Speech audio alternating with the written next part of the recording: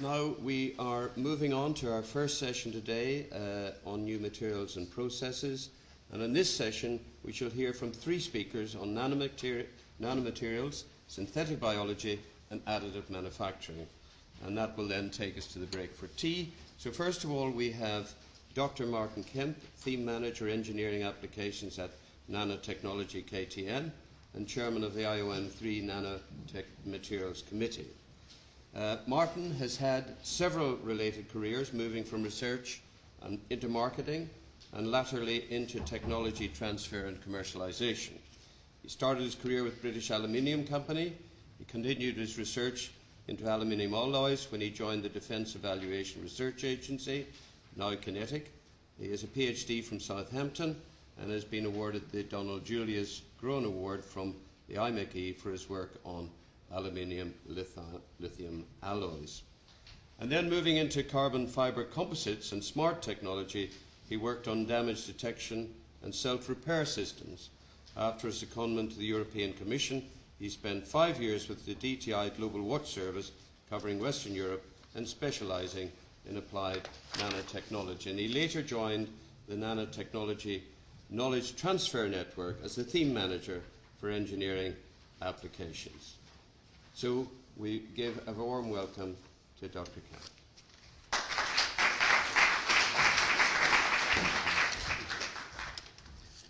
Thank you very much indeed. Okay. Oh, it's working. Right. Hello, welcome everybody. Thanks everybody for inviting me. It's a very great pleasure to be here. I think I have my IRM3 chairman's hat on today, officially. And I'd like to talk to you a bit about nanotechnology. I'm quite passionate about this, and Mark has very well set the scene and helped to sort of show the scales of life that we live amongst. A nanometer, 1 nanometer is 1,000th of a micron, it's 1 millionth of a millimeter, 1 billionth of a meter. And I'm hoping that you will start to disbelieve me at some point today. I was just looking at my memory stick. This is 16 gigabytes. That means it's got 16 billion addressable memory points in it. How do you do that? You know, and we're living in a world where, as has been said, there's plenty of room at the bottom. But look at the context of the size.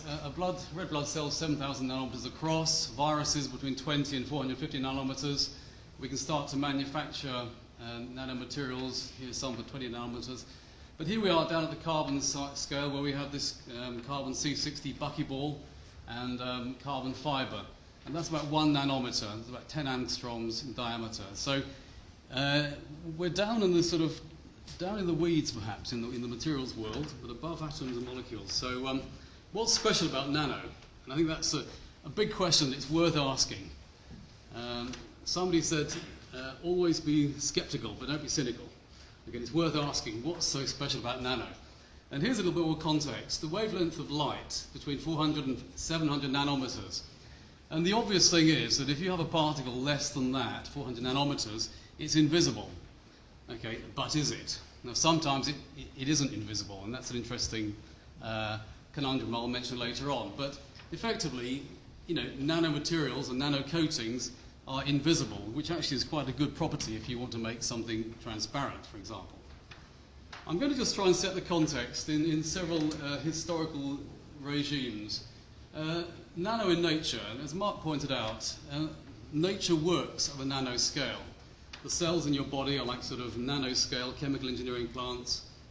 All the nerves, all the materials, everything in your body and around you basically has a nanostructure. I think a DNA strand is about 0.1 of a nanometer, so that's quite thin, but the length of those goes into nanometers as well. So I'm going to talk about nature. Well, just skip through that. Look at how man started dabbling in nano, in art. Look at nanoscience, and then look at bioengineering, which is where we are, nanoengineering, where we are now, which is basically we are now designing and creating nanostructures and nanomaterials exactly as we want them to be. So that's quite a long sort of history there, but let's look at nature. So one example from nature. Okay, here's a bone. Mark mentioned hierarchical structures. If we look at the cortical bone, we have osteons, we have Haversian canal, and lamella inside those. In the collagen fibers within the center, we have collagen fibrils, and right down at the nanoscale, we have these reinforcing crystals of hydroxyapatite. Now, if those crystals start to grow, we have a condition called osteoporosis, and your bones become brittle. And you think, how can you go from there to a brittle bone? Well, I'm afraid there is a knock-on effect, and basically a reinforcement at the nanoscale can have a huge effect. Incidentally, research last year showed that citrates can actually surround those particles and stop them from growing. So vitamin C is what you need. Okay, let's look at another aspect of nano in art. Craftsmen in the past were very clever. They were experimenting with materials, and the Romans started adding additives to glass to change the colour. They found that if you add gold, you can get these, well, they didn't know it as nanoclusters, but you can get a red coloration. But this one probably is the epitome. I mean, this was made a long time ago, about 500 years ago, and this is the Lycurgus cup. And basically, it is a colour-changing material, so that if you light it from the front, it's a greeny colour. If you light it from the back, it's dark red. If you put liquid inside, it changes colour again. So that, I think, is a pretty smart bit of technology, really created in art. And there are other examples of nanomaterials in ancient art. To try and encompass this huge subject, I'm going to look at the taxonomy of particle geometry. So 0 dimensions, 1 dimension, 2 dimensions, and then 3 dimensions and coatings, okay, to try and give you some sort of helicopter view as to how these things all fit together. So, 0 dimensions. I mentioned about colour. These things are colourless. Actually, unfortunately, you can get some quantum effects. Okay, unfortunately, but this is quite good because the nano dimension, the special things happen at the nano dimension which don't happen at the atomic level or the mesoscale. And one is that you can get plasmonic interaction of light. And here are some nano prisms, 100 nanometers diameter. Sorry, silver. That's silver, 100 nanometer diameter. Those 120. Those are 80, and those are 40. And you see the colour changes. So one very sort of interesting aspect here that light can interact with nanoscale materials. And when you come to looking at solar cells, looking at emissivity and controlling light, that becomes very important. That's quite a nice property. We also have different reactivity. So a particle of platinum bulk metal is very inert. A nanoparticle of platinum is chemically active and it forms a catalyst. So your catalytic converter is full of platinum nanoparticles because they are chemically active and they interact with the gases. And so we can see that going to the nanoscale, some of the properties, the physical properties and the chemical properties, can change, which is interesting. And I'll try and highlight that as we go through. So here we are, a commercially manufactured copper nanoparticle. This is made by our friends in Farnborough. And I want to highlight here the conversion of basic raw nanomaterials into something useful. And one process, as Mark mentioned, is inkjet printing. Now, inkjet printing is an incredibly powerful technique for people who want to take nanomaterials and convert them into something useful. And here we see the production of copper nanoparticles. And what's clever about them is they are coated to prevent them from oxidizing, because copper would instantly oxidize in the atmosphere. So these are coated as they're manufactured. You can then dissolve them into an ink. You can then print them onto something like paper. And because they are nanoparticles, you only need to heat them to about 100 degrees centigrade, and they will fuse into a nice conducting track. So you can actually print electronic circuits onto paper, onto plastics, onto anything you like. And that introduces the subject of plastic electronics, which I may or may not refer to later. But this whole area of using flexible substrates, and you'll see perhaps the work in Cambridge of Nokia, where they have this flexible phone concept, and the whole area of wearable electronics, which is flexible. And another area, which is, I think, getting quite important, which is anti-counterfeiting. And this is a bit of work from IBM and ETH, where they've been printing little nanorods onto products, which they can identify. And they can also print fluorescent nanoparticles, so you could easily perhaps identify those with a special viewer. And the value of loss of trade through counterfeiting is in the billions probably worldwide. So, moving on to 1D, here we go, the good old carbon nanotube. And I guess this was really the first thing that started making people interested in nanotechnology. So, Sumio Iijima and Tohoku University published a paper. These had been seen before, but the concept of a long hollow tube of carbon atoms really caught the imagination. People thought this must be something we can do something with. And now we can produce carpets of these. This is produced by Surrey Nanosystems. And I see Ravi Silver's here today. So Ravi's been involved with this. And this, as Mark was mentioning, you could make something like a solar collector, or you could start to use this for electronics applications.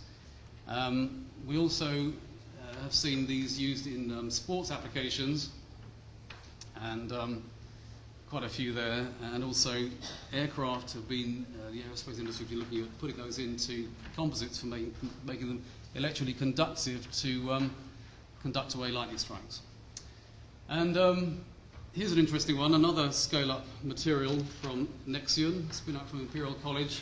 I spent 4 years or so trying to campaign for battery industry in the UK, and we now have a development centre up at Warwick, which is fantastic.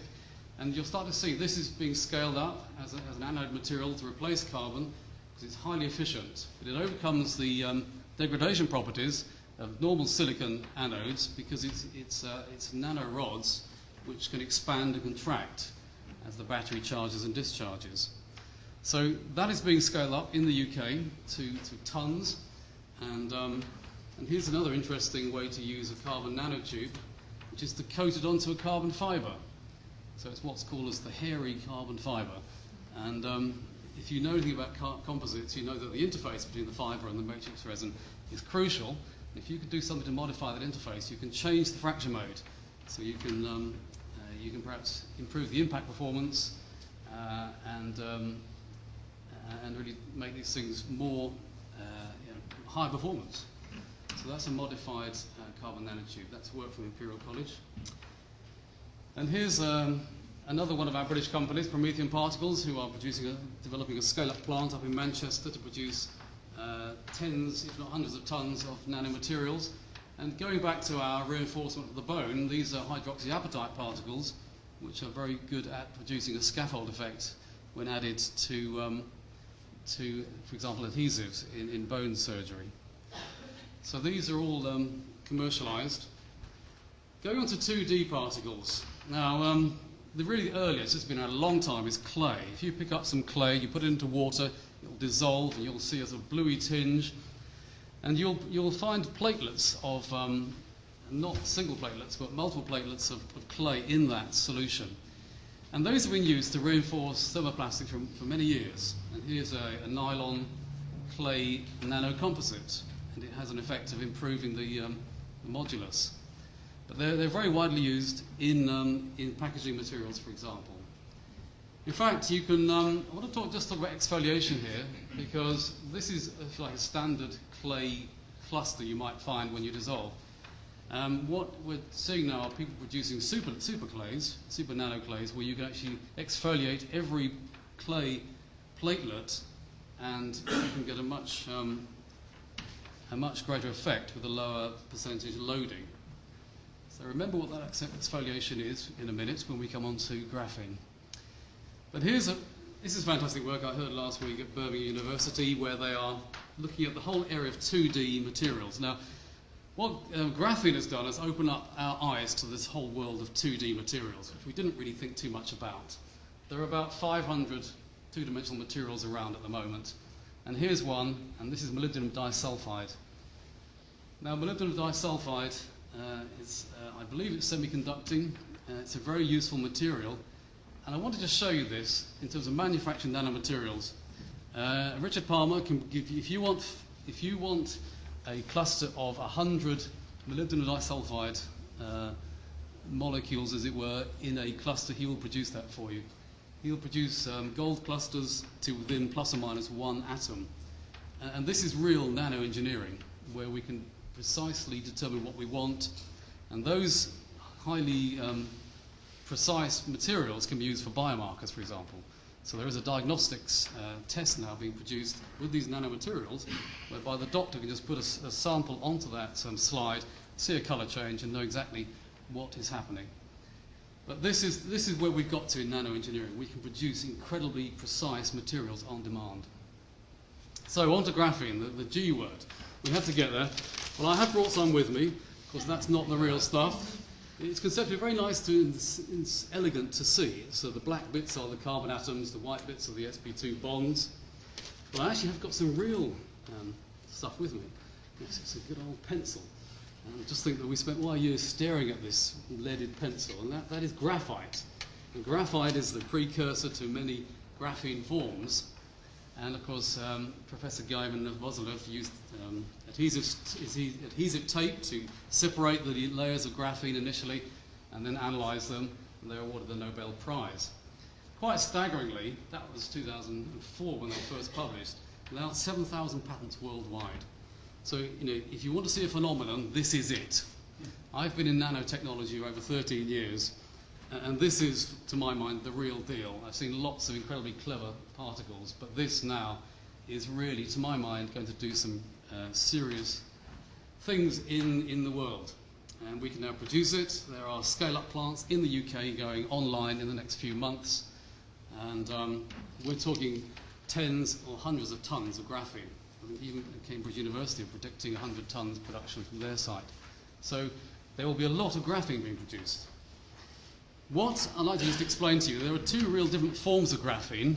In fact, there are many different forms, but the two major forms are, if you like, we call large area graphene, which is produced as a single layer of carbon, and that's being developed for electronics applications, for display screens, for coatings onto polymers. And then there is the flake graphene, which really is basically lots of flakes, as I showed you there. I'll separate those out. But look at the properties. I mean, if only half of these are true, this is incredible. The thinnest material on Earth, 200 times stronger than steel, highest heat conductivity of any material, electrical conductivity greater than copper, it's transparent, it's stretchable, it's a barrier to all gases, even hydrogen. Now that's quite important if you're making a solid-state storage for a hydrogen fuel cell. So, how many of those can we realise? Well, this is where the 7,000 patents come in. People are trying to now get applications going. As I said, there's the large area epitaxial graphene using chemical vapor deposition, atomic layer deposition, and thermal decomposition. Or we can make flake or bulk graphene with liquid phase exfoliation. Remember I showed the exfoliation? Take a piece of graphite mined out of the ground, and you exfoliate the graphene layers. Also graphene oxide route, and also the CVD graphene reactor and vapor phase deposition. So what's good news to me is if I'm going to commercialise this, there are many sources and many routes to make different types of graphene. That's really important. If there's only one source, I'd be getting worried about my future sourcing requirements. But there are many ways to do this, to make slightly different variations of graphene. Some are higher purity, some are single layer, some are few layer, some are multiple layer, many layer, and that's very, very good from the commercialization point of view. And these are some of the areas being investigated. So Samsung have got hundreds of patents on displays, electronic substrates, the replacement of silicon substrates. Well, that's quite a way off, but it's coming fast. Really novel sensors, optics, flexible electronics, flexible solar panels, RF and microwave devices, and also novel lasers, novel X-ray machines. The list goes on and on. In flake materials, we can add these to resins and polymers to make them stronger, to produce a gas barrier in packaging to stop the content going wasted. Next generation batteries and supercapacitors, antimicrobial effects it has, it's a catalyst, it can be in an inkjet, and also membranes, which is one of those areas you never quite see, but this is really important. Membranes are used all over the place.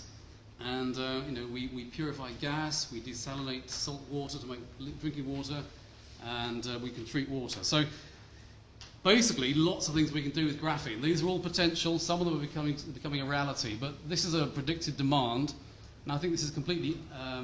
It's not far off actually. Composites 30%, energy 10%, communications 2%, paints and coatings. And so I think this, what you're starting to see now is the big race to develop applications. That's what everybody's racing towards. And the UK, I have to say, is doing very, very well. And I saw Clive earlier from EPSRC. EPSRC have funded over £6 million to projects in the UK universities. We have the National Graphene Institute in Manchester. We have the centre in Cambridge. We have the flagship, the Graphene flagship, €1 billion over 10 years from the European Commission. So lots of things are happening in the whole graphene space. So I would advise you to keep aware as to what's happening in that space.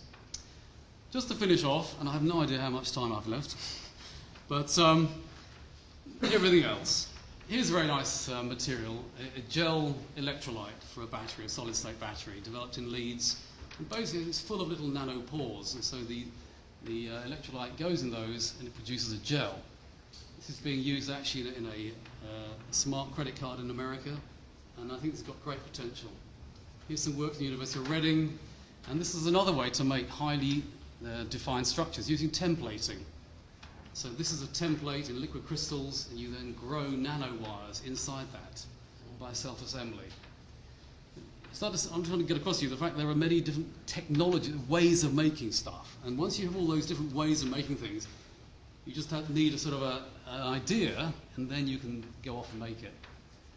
Self-cleaning coatings, this is one of the first applications to try and copy the water lily leaf, which has a structure with waxy little coatings. And in fact, Easyjet have been testing out this self-cleaning material with great results, I think. So just finally, is nano just a tiny little sort of thing which you can't use on the real world? Well, if you coat glass, for example, we've seen the Pilkington self-cleaning glass. And here's another one, a low emissivity coating for glass. And this can really transform the heat retention and the thermal gain in a building. And really, it's just a nano coating, but it goes a very long way. So you can actually have a very large effect with very small amount of material. Thank you very much.